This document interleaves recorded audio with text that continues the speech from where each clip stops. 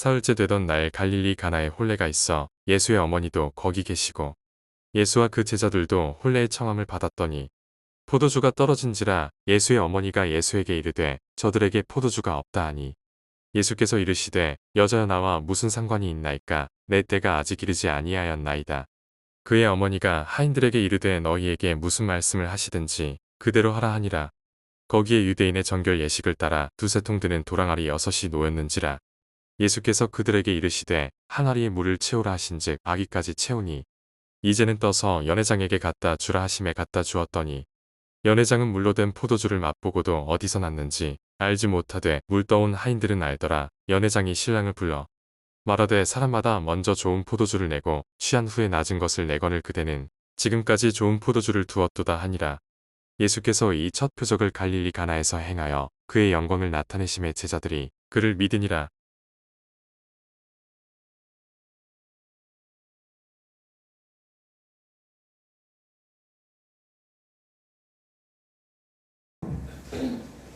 제가 한 고난주간하고 부활절 전에 했던 요한복음 이 설교를 계속 이어서 하도록 하겠습니다. 여러분 인생의 삶 속에서 가장 중요한 행사가 있다면 태어나서 죽을 때까지 가장 중요한 개인적인 행사가 있다면 뭘까요? 제 생일이요. 돌잔치. 돌잔치. 100일 돌잔치, 생일, 가장 중요한 행사 하나를 보라고요. 저는 크리스마스. 내 생, 내 삶, 아, 4살. 내 개인적인 입장에서. 네, 저는 크리스마스. 오. 크리스마스 너무 좋아해요. 우리 뒤에 있는 자매님은 결혼. 혹시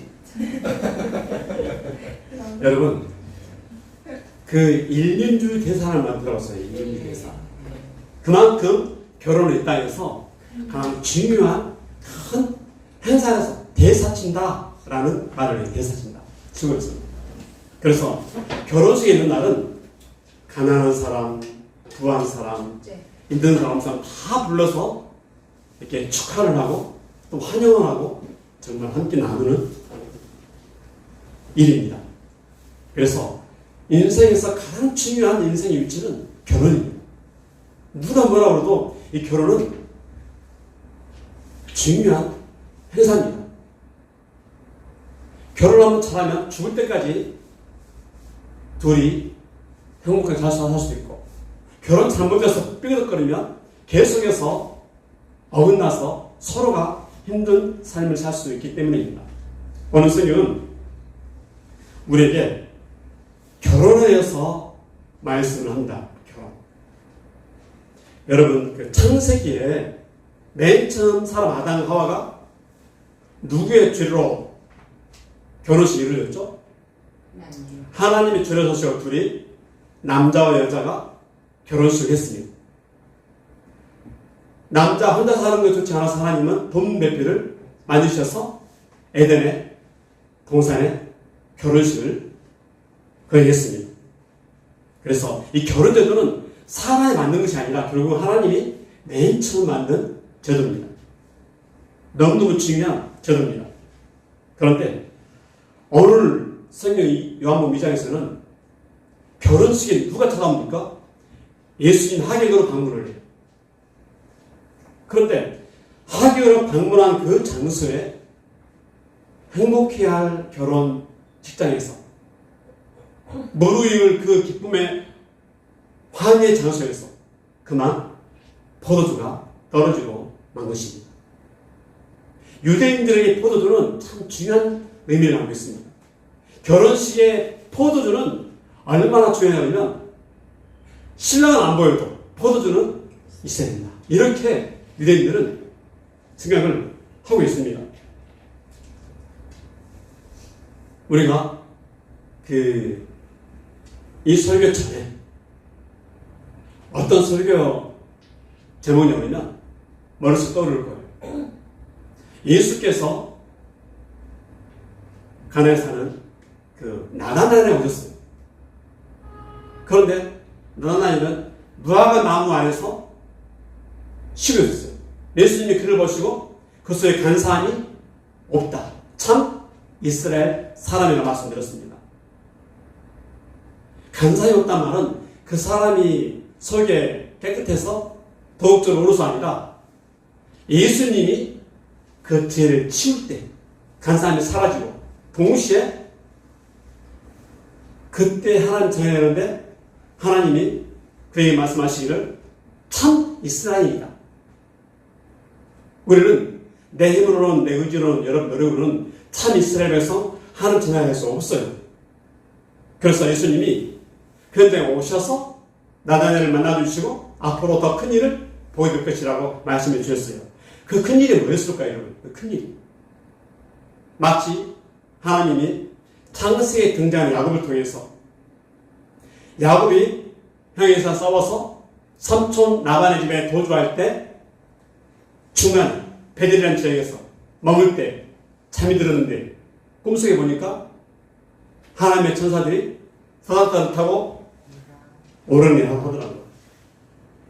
마찬가지로 더 큰 일이 옵니까? 하나님 아들 예수님이 오셔서 우리 죄인과 하나님 사이를 잇는 역할을 한다는 것을 창세기 야곱의 꿈을 통해서 알려주시는 거예요. 그래서 요한복음은 계속적으로 하나님이 사인을 보여요. 사인. 따라 표적, 표적, 사인. 사인, 여러분 기적과 표적은 다릅니다. 의미가. 기적은 뭐가 기적일까요? 표적은 안내판 역할입니다. 안내판. 사인. 사인. 그래서 표적은 성경에 많지 않아요. 표적. 표적은 7번 나와요. 그런데 기적은 참 많아요.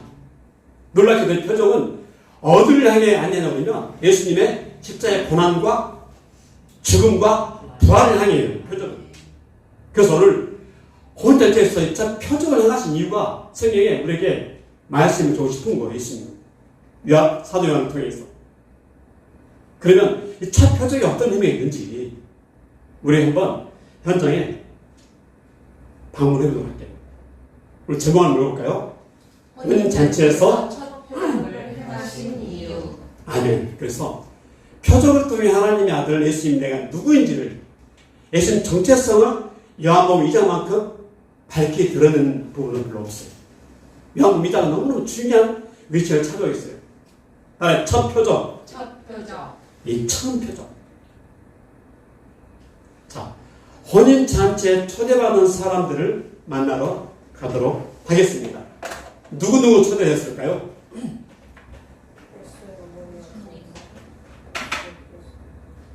갈릴리 가나에 홀레가 있었습니다. 거기에 예수님 어머니, 예수님, 그 제자들이 홀레에 하객으로 처음 받은 것.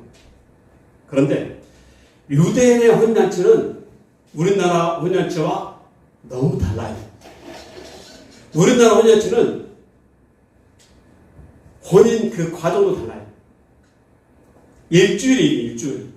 자, 어디에서 이루어지는 거 먼저 따라 신부집에서 신부식에서 일주일 동안 이루어집니다. 그런데 그 혼례잔치가 우리가 생각하는 혼례잔치가 아니라 따라 정원, 결혼하기로 약속하는 거예요. 그래서 일주일 동안 거기서 사람들 모셔놓고 우리 앞으로 이 여자와 이 남자가 결혼합니다. 동시에 얘들은 부부입니다. 그런데 둘이 살진 않아요.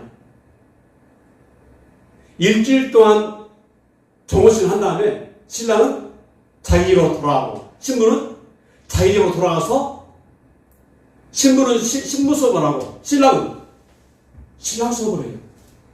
지난번에 말씀드렸던 것처럼 그럼 신랑은 어떻게 신랑 수업을 하는지 아버지 지도하에 1년 동안 신부를 맞이할 집을 초소를 준비하는 거예요.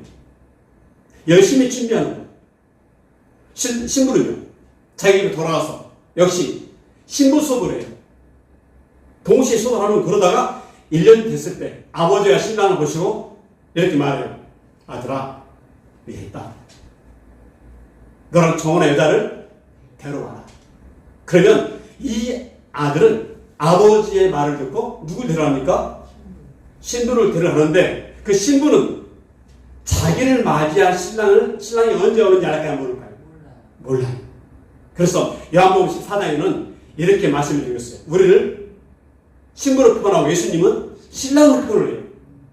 마지막 때에 예수님이 오시면 그 신랑이 언제일지 모르기 때문에 우리는 항상 신랑 예수님 맞이할 준비를 하라는 거예요. 등불 들고. 자, 이 혼례잔치의 비를 통해서 예수님은 하나님 나라를 말씀해 주세요.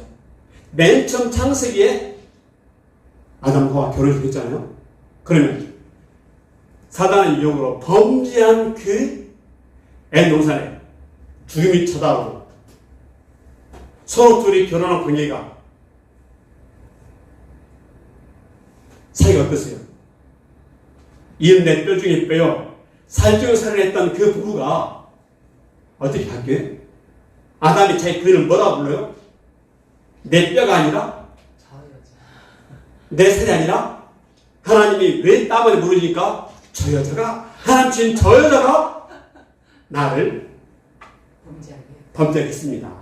저 여자 따라 그 여자 여러분 싸우면 절대로 내 사랑 아니라 안 부릅니다. 저 여자가 저 남자가 그래요. 저 남자가 저 뭐뭐가 이렇게 말을 해요. 부부 관계가 공동체가 관계가 깨져버립니다. 자, 엔동서에는 범죄를 통해 그 부부 관계가 깨지고 말았어요. 그런데 마지막 오시는 예수님은 신라면서 예수님이 오시면 어때요? 회복이 되죠. 그래서 창세기부터 요한계시록까지 성경의 핵심이 뭐냐? 바로 웨딩 스토리. 창세기부터 요한계시록까지 다 웨딩 스토리를 우리에게 말씀해 주는 거예요. 신랑되신 예수님과 우리와의 관계를 회복시키는 죄를 끊어내고 다시 새로운 관계를 이어주는 역할을 하는 게 웨딩 스토리로 주님 오늘 찾아오신 거예요. 여러분 철저하게 성경은 너무너무 재밌는 웨딩 스토리가 많아요. 오늘은 혼례잔치에 예수님과 그의 어머니와 누가 왔어요? 제 아들이 하기로 잔치 참여했습니다. 따라서 혼례잔치에 참여한 사람들. 그런데 그날이 언제입니까? 요한복음 2장 1절을 보니까 시작. 사흘째 되던 날 갈릴리 가나에 혼례가 있어 예수의 어머니도 거기 계시고. 사흘째란 말이 성경에 참 깊은 의미를 담고 있습니다. 따라 사흘째. 자, 3이라는 숫자는 대단한 숫자예요. 자, 예수님이 십자가에 죽으신 뒤 사흘째 살아나신 거. 3일째. 그러면 이 3일에 살아날 때 어떤 변화가 일어났을까요? 사단의 머리가 박살이 나고 죄의 권세가 깨어지고 어둠의 권세가 깨어지고 주의 권세가 깨어지는 거예요. 그래서 이 사흘째는 예수의 부활과 구원을 명료하게 드러내주는 그날이 사흘째 된 날입니다. 그날에 지금 혼례잔치가 벌어진 거예요. 그래서 이 사흘째 된 날은 죽음에서 생명, 어둠에서 빛으로, 죄에서 자유케 되는 은혜를 주는 날이 사흘째. 이 사흘째 누가 왔어요? 예수님의 어머니와 예수님의 제자들이 혼례에 참였다는 거예요. 하기고. 그런데 한참 결혼식이 무르익을 무렵에 문제가 발생하고 말았어요. 유대인들의 혼례잔치는 반드시 맛있는 술이 들어가야 돼요. 무슨 술입니까? 포도주. 그냥 포도주. 우리나라 한국 결혼식은 소주가 있고 맥주가 있지만 유대인에게 혼례자는 반드시 포도주가 들어가야 돼요. 포도주는 뭐도 상징할까요? 포도주. 오늘 혼례잔치에서 포도주는 어떤 의미를 갖고 있을까요? 포도주는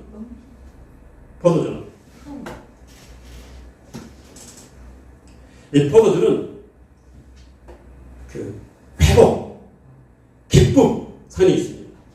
최고의 기쁜 게 포도주라는 거구나. 그런데 한참 포도주가 맛있게 알딸딸하게 들어가죠. 흥이 날 때, 결혼할 때 분위기가 무르익고 갈 무렵에 그만 포도주가 떨어지고 말았습니다. 낭패가 생겨 말았습니다. 요한복음 2장 3절에 살아는 요문이 한번 읽어주실래요? 포도주가 떨어진지라 예수의 어머니가 예수에게 이르되 저들에게 포도주가 없다. 아멘. 포도주가 포도주가 떨어진지라 떨어진지 기쁨이 떨어진지라 떨어진지. 기쁨이 떨어진 거예요. 그래서 시편 104편 15절에는 포도주의 역할을 이렇게 말해줘요. 시작. 사람의 마음을 기쁘게 하는 포도주와 사람의 눈을 윤택하게 하는 기름과 사람의 마음을 힘있게 하는 양식을 주었도다. 나는 마음을 기쁘게 하는 마음을 기쁘게 하는 포도주. 포도주. 하객들이 술잔을 부딪히면서 또 신랑을 축하하면서 신부를 축하하는데 그만 포도주가 뚝 떨어지는 거예요. 얼마나 안절부절한가. 신랑도 안 패고 신부도 안 패고 혼주도 안 패고. 그 당시에 혼란의 집에서 이 포도가 떨어지는 대단한 결례입니다. 대단한 결례. 그 당시에 헌주들은 사회적 위치에 있는 분들이냐 대부분. 수많은 분들을 초대해가지고 대접하는데 술이 딱 떨어지는 거예요. 기쁨이 사라지는 거예요. 보통 그렇게 합니다. 안절부절 못하는 일이니까 이건 보통 큰일 아닙니다. 오늘 스님은 우리에게 포도가 떨어졌다는 이 메시지를 통해 무슨 말씀을 하고 싶으신 것일까요? 주님. 여러분, 우리 인생에 기쁨이 사라질 때가 있었습니까? 너무 많죠. 내 인생의 기쁨이 사라질 때, 즐거움이 사라질 때, 낙심이 될 때, 정말 난감할 때가 참 많죠. 다시 말해서 우리가 살아있다는 포도주가 떨어진 형국과 같다는 사실을 오늘 설교를 통해서 주는 메시지입니다. 내 인생에 포도주가 떨어진 인생일 때가 너무 많아요. 기쁨이 떨어지고 갑자기 닥친 일 때문에 사고 때문에 어느 누구 해결할 수 없는 이 상황에서 정말 포도주가 떨어진 듯한 상황을 맞이할 때가 너무나 많다는 거예요. 맞닥뜨릴 때가. 아이들은 없을까요? 그리고 아이들도 부모들 품 안에 있을 때 벌을 받지 벗어나면 어떻게 벌을 받습니까? 사람들은 돈 있으면, 명예 있으면, 권세가 있으면 내 인생은 다 즐겁다 말하는데 여러분 아닙니다. 돈을 아무리 많이 쌓아도 저는 이번에 특별히 이란, 미국, 이스라엘 전쟁 오면서 그 두바이에 어마어마한 건물을 쌓아놓고 즐거움에 장선하는데 폭탄이 맞았다는 것 어때요? 그 사람에 가는 고객들, 손님들 다 순식간에 다 빠져나가요. 여러분, 죽음 앞에서는, 위기 앞에서는 내 힘으로 할 수 없는 상황에서는 아무것도 못합니다. 지금 그런 한국을 맞이한 이 부부에게 첫 발을 내딛는 그 순간이 얼마나 낙입니까? 여러분, 저놈들 잘 들으십시오. 여러분들이 정말 결혼을 원한다면 지금부터 열심히 기도하십시오. 포도주가 떨어진 결혼식이 아니라 손님들이 와가지고 어떤 가정은 그날 사고가 난 가족이 있을 것이고 음식 못해 배탈 나가지고 나중에 전화 와서 왜 음식 그 모양이 빠진 가정도 있습니다. 여러분 결혼식 때 가장 행복해할 결혼식 때 기뻐할 결혼식 때 싸운 분도 있고 눈물 흘리는 분도 있고 사고로 돌아가신 분 많아요. 여러분 결혼식은 정말 놀라운 축제고 최고 이쁜데 그날에 포도주가 뚝 떨어지는 거예요. 너무 얼마나 당황스러울까요? 그런데 거기에 누가 계셨어요? 살아계신 하나님의 아들 예수님이 계시다는 거예요. 그런데 예수님이 한 번도 그때 기적이라는 표정을 해야지 않으셨어요. 포도주가 떨어진 그 난감한 상황에서 예수의 어머니가 문득 머릿속에 떠오르게 했어요. 이 뭐냐면 혹시 예수는 내가 어릴 때 봤는데 뭔가 다른 아이 그리고 보통 아이와 다르게 태어난 아이는 알았어. 육체의 관계를 통해 태어난 것이 아니라 성령으로 태어난 사실을 인지했다는 거. 알고 있었어요. 그래서 이 마리아는 어머니로서, 육적인 어머니로서 아들에게 부탁을 하고 싶은 거예요. 야, 포도주가 떨어졌단다. 어느 누구도 해결할 수 있는 상황에서 이 문제를 누구한테 가져왔어요? 자기의 육적인 아들 예수께 가져간 거예요. 그런데 갑자기 예수님이 느닷없이 엉뚱한 말씀하세요. 뭐라고 말씀하십니까? 요한복음 4절 시작. 예수께서 이르시되 여자여 나와 무슨 상관이 있나이까 내 때가 아직 이르지 아니하였나이까. 여자요. 우리가 닮은 것 같으면 적어도 이 말 하면은 아주 등장 맞아요. 혼 해주라니. 쌀이 한다는 몰라요. 여자요. 여자요. 스케줄. 엄마도 아니고 여자요. 여자여. 네, 여러분 헬라의 여자는 대전치입니다. 따라 귀나이. 귀나이. 이 여자란 말을 언제부터 사용하냐면 예수 입장에서 피 철철 내면서 죽으실 때 요한을 가리켜서 보라 내 어머니다. 똑같은 말을 썼어요. 앞으로 네가 어머니 모시라. 이렇게 썼던 거예요. 귀나이라는 말은 헬라로 되게 전치입니다. 존귀한 우리나라 같으면 싸가지 없는 녀석. 엄마한테 여자요. 저도 엄마한테 한 번도 여자애 그런 말을 해본 적이 없어요. 해본 적 있어요? 어린 걸로도 한번 혼날 거죠? 번역하면 한국어로 번역하면 어떤 느낌인 거죠? 어머니. 이제 우리나라는 일반적으로 이렇게 엄마, 어머니라고 말하는데 되게 존칭입니다. 한마디로 말하자면은 예수님 입장에서는 육적인 엄마지만 동시에 하나님의 자녀로서 또 존귀한 성도로서 존귀한 분으로서 호칭을 해준 거예요. 존귀한 분으로. 존귀한 분. 그래서 그러잖아요. 다음에 딱 내 때가 아직 이르지 아니하냐. 내 때. 내 때. 내 때. 내 때라는 말이 7번 나와요. 7번. 표지가 7번 나와요. 때라는 말이. 내 때라는 말. 이 말은 무슨 말이냐면 철저하게 예수님이 이렇게 말씀하시는 거예요. 어머니, 나 이제 오늘부터 어머니와 나와 관계는 육체적인 그 관계로 아들이 아니라 공적인 하나님 아들로서 관계입니다. 내가 어머니의 요구를 이제는 육적인 요구로서 들을 수 없습니다. 이 말, 소문입니다. 난 오늘부터 이제 하나님의 아들로서 메시아로서 온 것을 어머님이 보셔야 됩니다. 의미가 담깁니다. 내 때가 아직 이르지 아니었나이다. 메시아로 온 아들입니다. 메시아로 온 하나님의 아들입니다.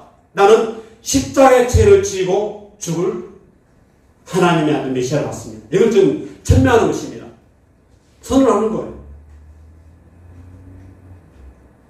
무슨 말이에요? 우리는 예수 믿으면서 예수 믿을 때 오신 목적은 내 기적을 행하기 위해서 내 육체적인 욕구를 해결해 줄 분으로 생각을 해요.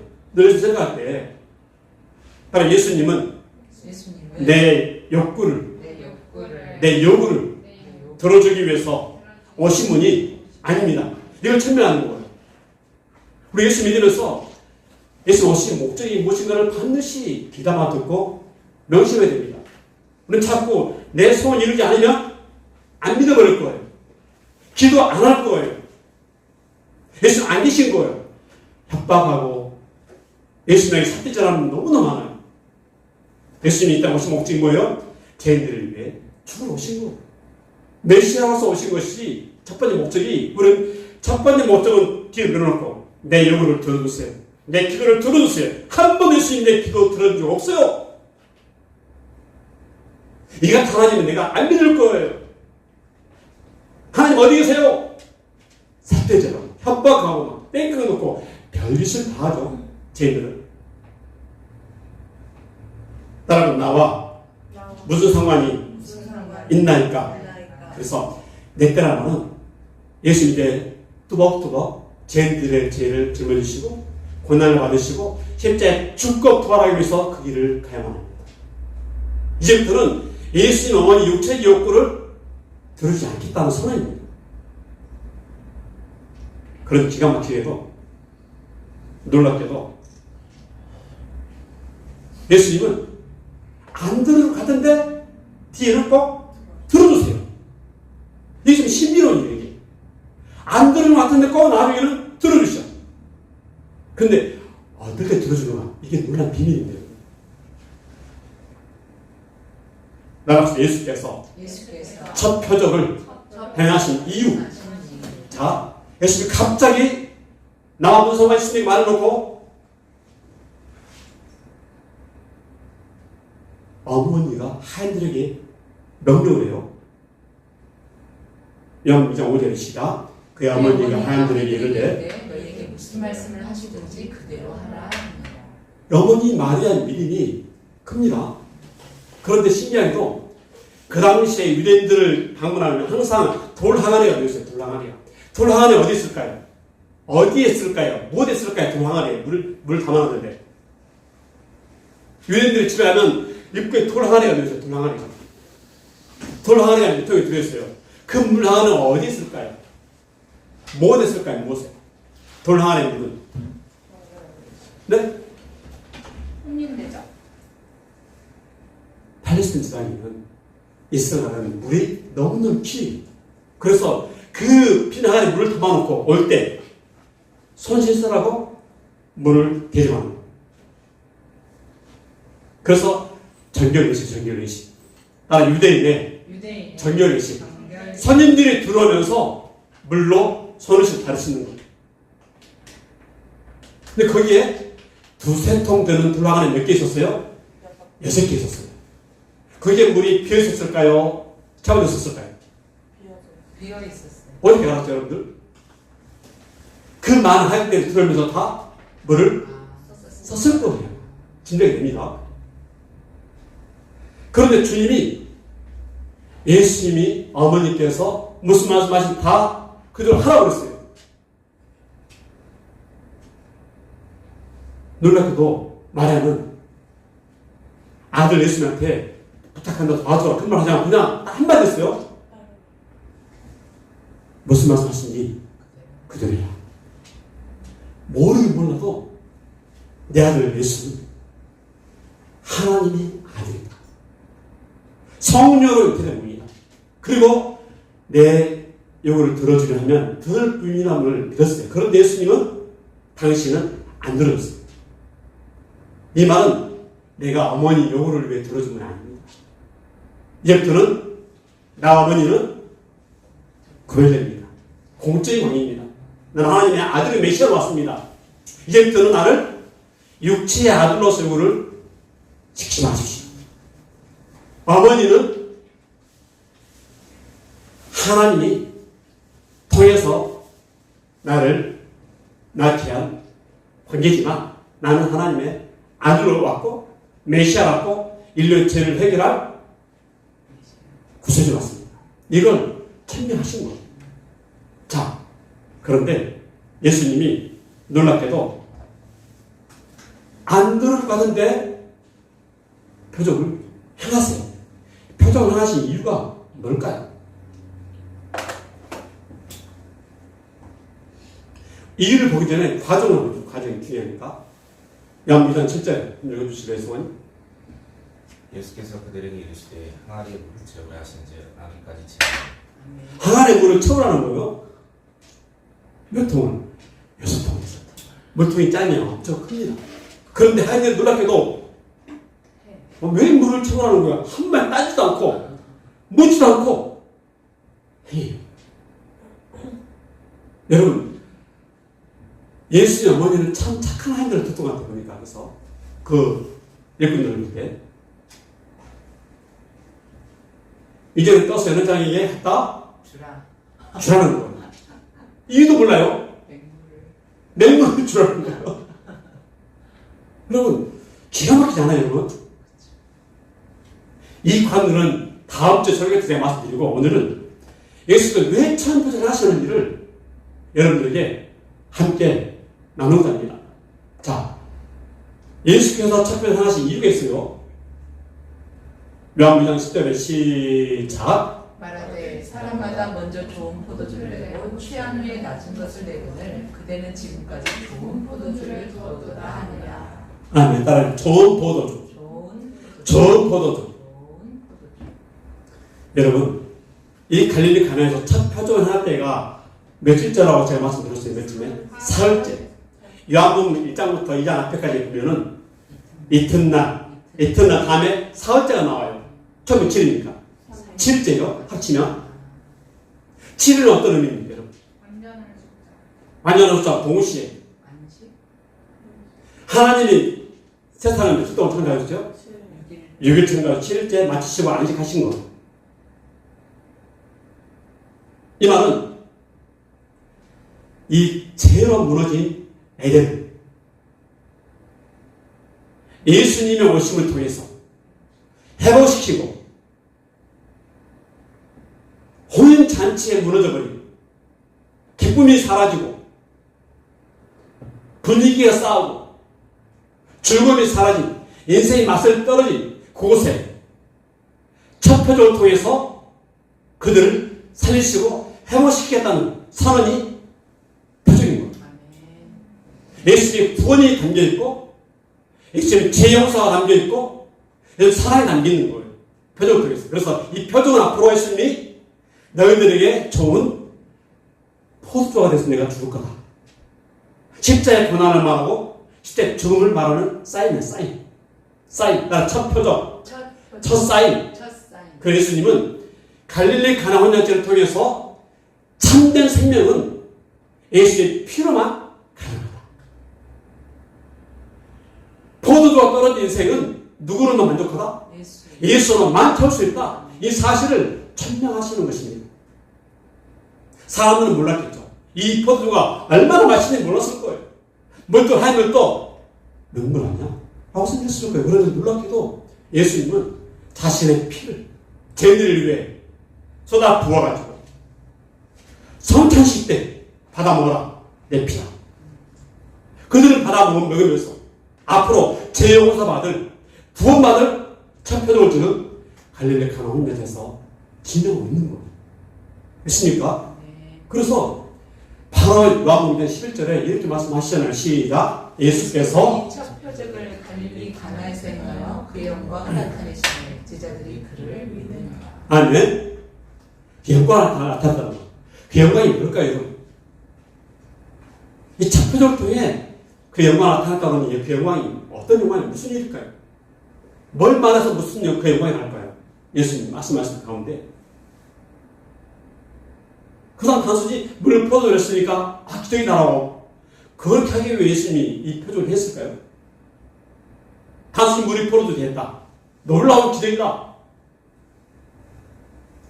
하나님을 맛보기로 보여주기 위해서 했을까요? 왜 하나님은 예수를 통해 갈릴리 가나 혼혈제 참여해서 물을 포도주로 변화시키면서 첫 표적을 행하셨을까요? 왜? 따라 그 영광을 위해. 그 영광이 뭘까요? 십자가의 죽음과 부활. 십자가에 죽으실 때 그 피가 죄인들에게 효과가 나타납니다. 좋은 포도주가 되었고 참된 생명 얻는 포도주가 되었고 영생을 주는 참 포도주가 된 거예요. 믿습니까? 그때 그들이 비로소 그 영광을 믿습니다. 제 아들의 그를 믿었다는 거예요. 여러분, 이 표적은 철저하게 기독교 달라요. 예수님이 갈릴리 가나 혼혈제 오셔가지고 포도주가 떨어졌을 때, 기쁨이 사라졌을 때, 잔치가 망가졌을 때 물을 포도주를 변화시켜 주면서 앞으로 내가 너희들에게 진정한 포도주가 될 거다. 내가 너희를 위해 십자가에 달려 죽을 거다. 내 피를 마신 자마다 너희가 영생을 얻을 것이다. 인생의 참된 만족은, 참된 기쁨은 예수가 떨어지면 거기에 기쁨이 사라집니다. 믿습니까? 아무리 돈을 많이 벌어도 예수 안 계신 분, 아무리 결혼식이 휘황찬란해도 예수 안 계시는 그 결혼식은 진정한 기쁨이 없다? 없다는 거예요. 진정한 행복이 없다는 거예요. 진정한 행복은 우리에게 영원의 만족이 되고 죄를 사하고 저주를 닦여주고 참맛을 주는 예수께서 함께 하실 때 많이 진정한 행복이고 참된 기쁨과 참된 회복이 있다는 것을 갈릴리 호림 전체에서 우리에게 보여주는 것이 믿습니까? 그래서 마지막 결론적으로 이 첫 표적식 메시지는 요한복음 6장 3절에 왜냐면 그래요? 예수께서 이르시되 내가 진실로 진실로 너희에게 이르노니 인자의 살을 먹지 아니하고 인자의 피를 마시지 아니하면 너희 속에 생명이 없느니라. 아멘. 네. 예수님 피가 아니면 너희 생명이 없다는 거예요. 이어졌시다. 내 살을 먹고 내 피를 마시는 영생을 가졌고 마지막 내가 그를 다시 살리리니. 아멘. 오늘 예수님이 그 불에 줄 뻔한 갈릴리 가나온에 찾아왔습니다. 하위로 왔지만 그분은 하나님의 아들이었습니다. 창세기 에덴에 아담과 결혼해서 죄 때문에 분위기가 깨졌고 서로 결혼 공동체 깨졌지만 신앙에 오신 예수님은 갈릴리 가나 찾아온 예수님은 무르익을 그 환경에서 포도가 떨어졌을 때 참된 기쁨이 사라질 때 예수님이 물을 포도대로 변화시켜 주시면서 진정한 차표를 보여주셨습니다. 그 표적이 바로 참된 생명은 예수로만 만족입니다. 예수로만 채워준다. 예수로만 인생이 변화가 일어난다는 것을 우리에게 말씀해주는 예고편이고 실제 때가 돼서 영광을 나타내신 하나님의 사랑이었습니다. 여러분 오늘 갈릴리 가나에서 행하신 놀라운 첫 표적은 우리 삶에도 일어날 줄 믿습니다. 우리가 기쁘고 행복해야 될 인생 무대에서 마치 포도가 떨어진 듯한 그런 인생을 맞닥뜨릴 때가 참 많이 있을 것입니다. 그때 오늘 말씀을 기억하십시오. 포도주가 떨어진 내 인생에 누구를 초청하기 원하십니까? 여러분 사랑을 믿는 예수 그리스도를 초청하십시오. 그리고 예수님 갈릴리 가나로 찾아오셔서 포도 떨었을 때 물 포도에 변화시킨 주님 내 인생이 맛이 떨어졌습니다. 죄 때문에 괴로워하겠습니다. 관계 때문에 힘들어하고 있습니다. 두려움 때문에 내가 오늘 바짝 긴장하고 있습니다. 이 맛이 떨어진 내 인생 찾아오셔서 기쁨을 회복시켜 주시고 삶의 진정한 맛을 주시고 참다운 생명을 허락해 주셔서 다시 제가 주님의 은혜로 회복되기 원합니다. 진정한 생명의 기쁨이 넘치기 원합니다. 이 은혜가 있기를 주님의 이름으로 축복합니다. 이 믿음으로 찬양 부르고 기도하겠습니다.